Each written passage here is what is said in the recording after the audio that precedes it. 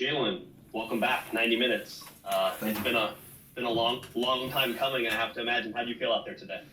I felt good overall. Wasn't too nervous coming into the game either.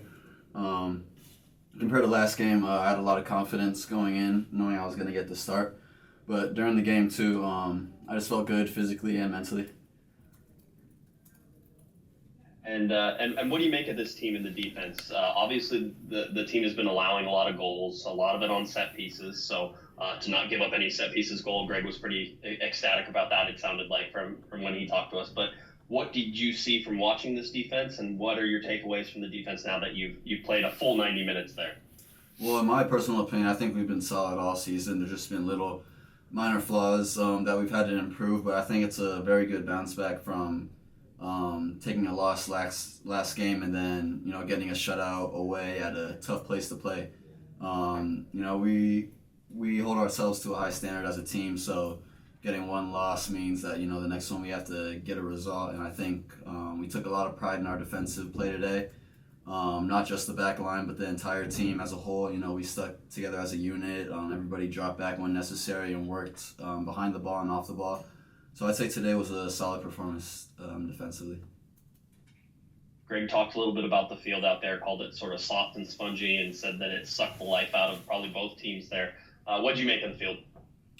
It wasn't. I mean, yeah, those things are true, but I played on worse. It wasn't terrible, but yeah, it's like a thicker turf, so just planting your feet in it, having to move in that definitely tires you out quicker than regular grass. And the ball is gonna move a little different too when it's rolling, when it bounces. So you kind of have to take extra note of that, a little extra focus, in that aspect. But I mean, like I said, we hold ourselves to a high standard, so we can't let things like that get to our head.